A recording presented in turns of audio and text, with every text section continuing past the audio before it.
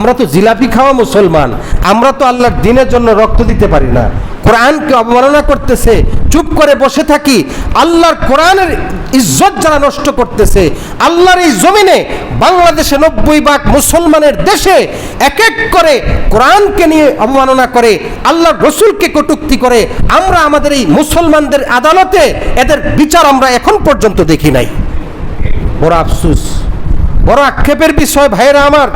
হযরত আবু বকর আমরা মনে করি নরম মানুষ, কিন্তু দ্বীনের জন্য তারা নরম ছিলেন না।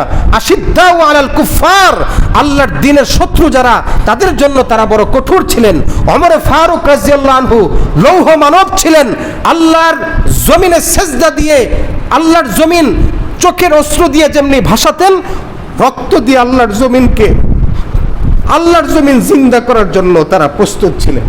এমন মুসলমান হতে হবে যেই জমিনের মধ্যে আল্লাহর কোরআনকে মাটিতে ফেলে আল্লাহর কোরআনকে অবমাননা করা হয়, টয়লেটে ফেলা হয়, এমন দেশে আমাদের থাকার কোনো দরকার নাই।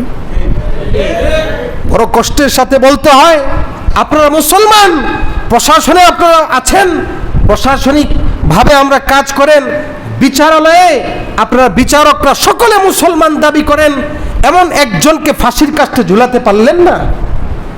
মজমাউল ফুতাওয়ার মধ্যে স্পষ্ট উল্লেখ আছে যে কেউ যদি আল্লাহর কোরআনকে অবমাননা করে, মুবাহুদ্দাম, তার রক্ত হালাল হয়ে যায়, আল্লাহর জমিনে তার বেঁচে থাকার কোনো অধিকার নাই।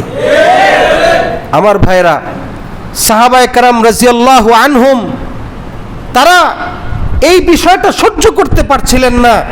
আল্লাহর নবীকে বাধাগ্রস্ত করেছে উমরায় যাওয়ার ক্ষেত্রে, উমরা করবে এই ক্ষেত্রে বাধাগ্রস্ত করা হচ্ছে, তাকে লাঞ্ছিত করবার জন্য তারা প্রস্তুতি গ্রহণ করছে, মুসলমানদেরকে নিঃশেষ করে দিবে এই সিদ্ধান্ত তারা গ্রহণ করছে। সাহাবায়ে কেরাম সহ্য করতে পারছিলেন না। রসুল তাদেরকে ধৈর্যের সবক দিলেন, ধৈর্য ধারণ করো, একটু সবর করো, তোমরা শুনো, বসো।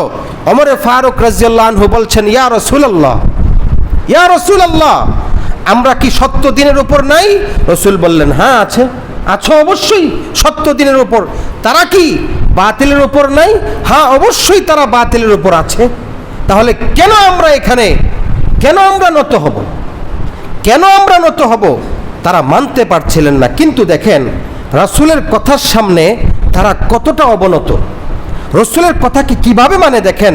মুহূর্তের মধ্যে রসুল বললেন, ওমর থামো, আমি যা বলছি শোনো, এখানে সন্ধি হবে তাদের সাথে, এই সন্ধি মেনে নাও, কারণ এই সন্ধির মধ্যেই বিজয় লুকায়িত ছিল।